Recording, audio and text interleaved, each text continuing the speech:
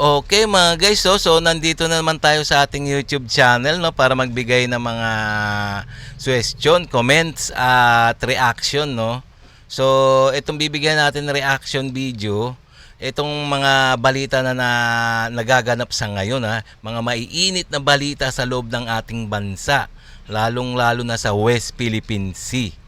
Yun. So itong bibigyan natin reaction TV ay galing sa UNTV, UNTV News and Rescue. Okay? Paki-subscribe kay UNTV and Rescue, okay? And also kung bago ka pa lang sa aking channel, mga guys, please like and subscribe na lang muna bago tayo mag-umpisa. Okay? So ang gagawin nating reaction video, may pamagat na gentleman's agreement sa China, pinabulaanan ni dating Pangulong Duterte.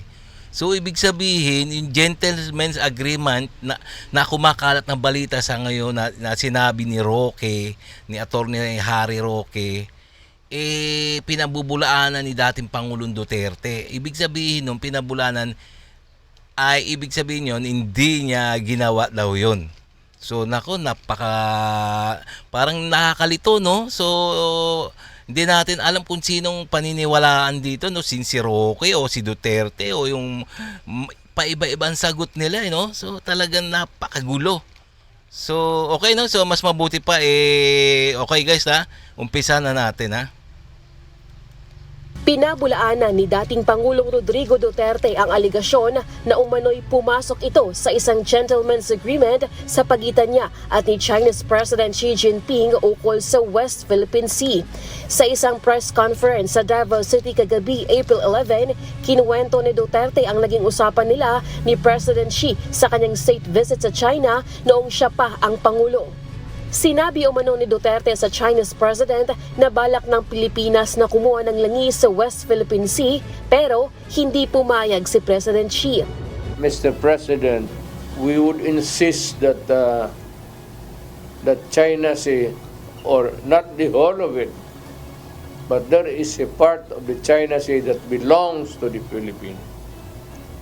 And since I would want to get savings instead of importing it from the exporting country, ako nang I will dig my oil there. I just want to let you know. Ito ang sagot ni Xi Jinping. I am afraid you cannot do that. Sabi ko, why, Mr. President? Diniretso ko na siya. I will get it from that portion of the Red China Sea that belongs to the Philippines. Sabi niya, please do not do it with the life of me. We are friends and I do not want to destroy that friendship. So what is in your mind, Mr. President? Sabi niya, because it would be in trouble. Ayon pa kay Duterte, So ayun na naging usapan daw nila ni dating presidente, no, Duterte tsaka ni Xi Jinping, na ayun daw ang kanilang agreement o pinag-usapan, na maghuhukay ang Pilipinas sa sarili nilang teritoryo ng oil. Pero hindi yata pumayag si Xi Jinping na maghukay ang Pilipinas, mag oil exploration, parang maghukay ng langis sa West Philippine Sea. So kaya nasabi ni Xi Jinping kay Duterte na if you do that, will be trouble, sabi daw ganon, sabi ni Xi Jinping. So ayun ang pagkakasabi ni dating Pangulong Duterte. Ewan natin kung totoo, no. So alam niyo naman, pabago-bago yung mga sagot ng mga Duterte group, no. ni dating Presidente Duterte, ni Harry Roque, ni Panelo, yung mga pro China, iba-ibang sagot. Hindi mo na alam kung sino talaga ang totoo, no.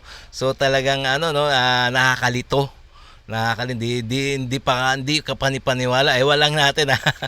Di ba? So pwede rin naman kayo mag-comments diyan, ha, sa baba, ha, para malaman din kung ano mga nasa sa loobin nyo. Okay, so mas mabuti diretso pa natin, ha. Kung pagpipilitan niya ay maaaring maglunsad ng giyera ang China at maaaring matunaw ang Pilipinas. Ayun ang sabi. Ayun ang usapan nila ni Duterte at ni Xi Jinping na matutunaw at maglulunsad ng giyera pag nagukay ng langis ang Pilipinas sa West Philippine Sea. Ayun ang sabi, pero hindi natin alam kasi walang kasulatan, eh. Walang kasulatan.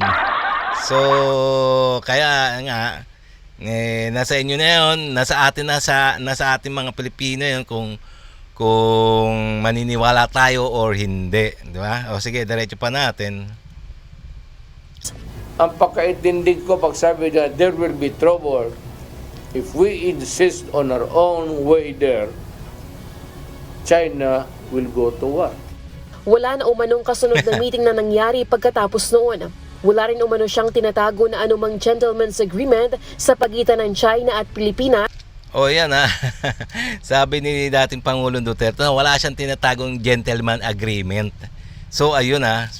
So ewan natin, ha, kung talagang totoo yung sinasabi, ha, kasi walang nagpapatunay, kasi nga ano lang talaga, verbal agreement, so napakahirap usgahan, di ba, no? Sige, diretso pa natin.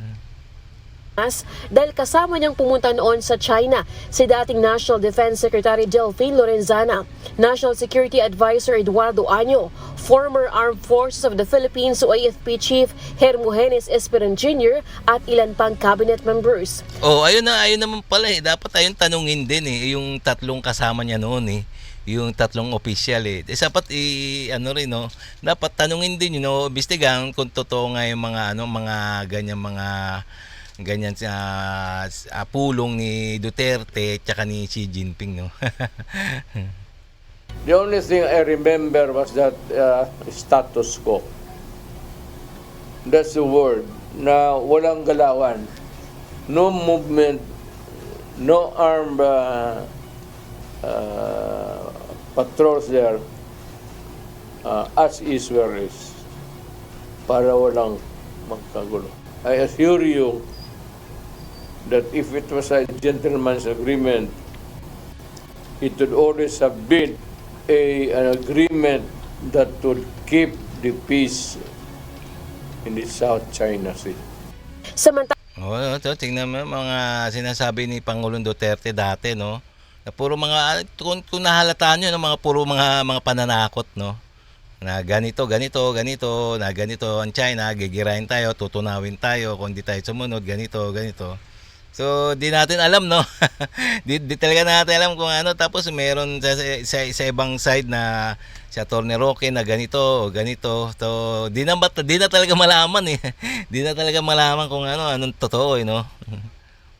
Tala, hinamon din ito si Pangulong Ferdinand Marcos Jr. na subukang magtayo ng gusali o anumang istruktura sa West Philippine Sea. Sabi ko kay Bang Council, stop complaining and expounding on it. Do it and repair. Yan ang sasabi ko sa kanila. I challenge them na sila man sa gobyerno ngayon, di-repair nila at gumawa sila doon ng mga bahay-bahay kung saan. If they are really ready for that. Gawain na nila ngayon gusto nilang gawin. I-patrol na nila yung Philippine Navy, the gray ships, and let us see what happens. Mr. President, I am urging, I'm challenging you to go to Alonan with the other ships and repair it. Di subukan nila. Kami takot. Ayaw namin ng gera. Go ahead.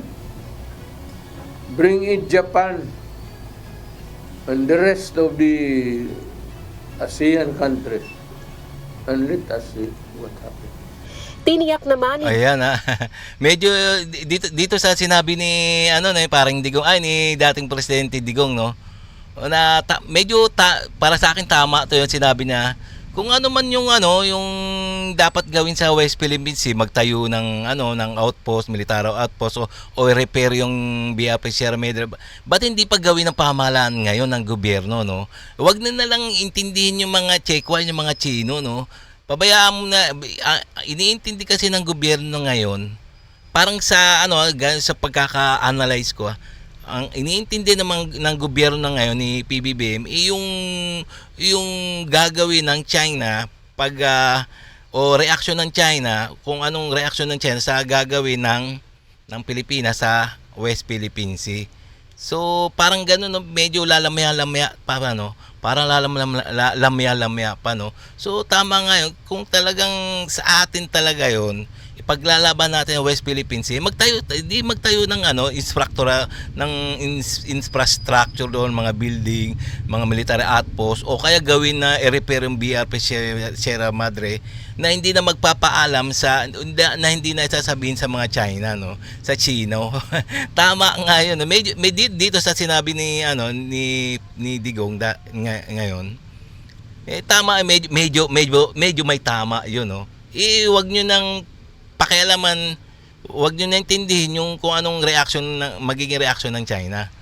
Basta tayo gumagalaw sa sarili nating teritoryo So hindi naman siguro manggegera yan alam ng mga Chino na mali sila wala sila sa international law, kaya hindi basta gagawa ng gera yan At saka isa pa, siyempre sino man tangang gagawa ng na sarili lang natin. Siyempre isasama natin magbabantay yung mga superpower din Yun nga yung Big Four na nagpatrolya noon, Japan, Australia, USA at Pilipinas. So alangan naman habang naghuhukay doon ang naghuhukay ang gobyerno ng Pilipinas sa West Philippine Sea girahin sila, bombahin sila ng China. Samantalang nandun yung na yung apat na Big Four na malalakas na bansa, di ba?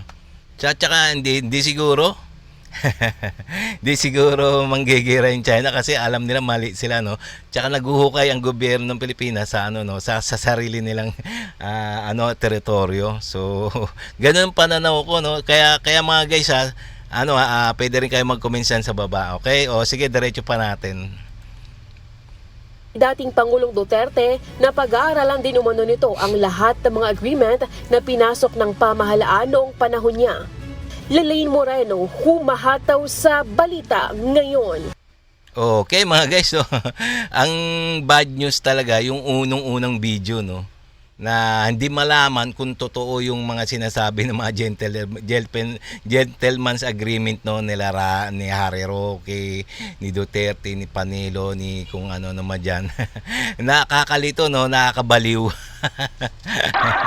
Nakakabiliw isipin parang hindi nakapanipaniwala yung sinasabi nila Hindi mo malaman kung anong paniniwalaan mo kasi ang dami nilang sinasabi So ayun ang bad news talaga. Ang good news lang na sinabi lang ni dating presidente Digong yung ayun nga, wag nang intindihin yung reaction ng China.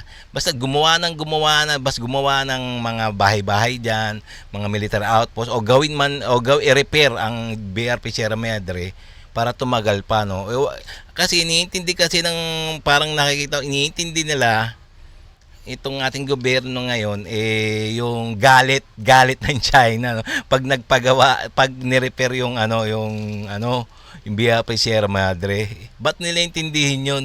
Nasa tama ang gobyerno nasa loob ng teritoryo o ng EEZ yung BRP Sierra Madre. So natural na wala nang kokontra doon kung ano mang gawin ng gobyerno ron Kaso iniintindi ng itong ating gobyerno ito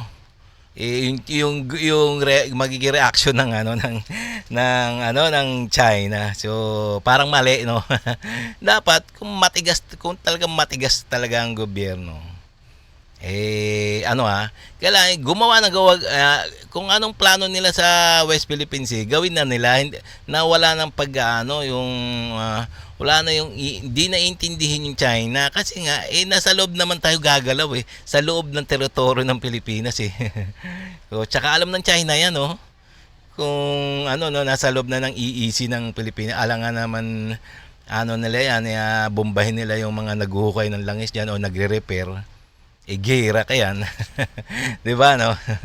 So, ito mga comments lang to, mga guys, comments, komentaryo o kung ano man nasa loobin. So, pwede rin kayo mag-comments diyan sa baba. So, okay, no, mga guys. So, sana meron kayong nadagdagan inyong kaalaman tungkol sa ating mga balita tungkol sa West Philippine Sea. Okay? Kung bago ka pa lang sa aking channel, mga guys, please like and subscribe na lang muna bago tayo magtapos. Okay?